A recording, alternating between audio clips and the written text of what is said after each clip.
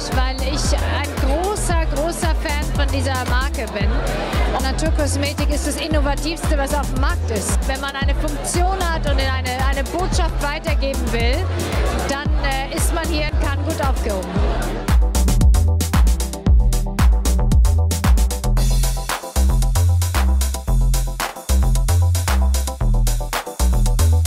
Glamour ist die Natur und das ist ein ganz großer Trend und wir freuen uns einfach da, die tollen Produkte anbieten zu können.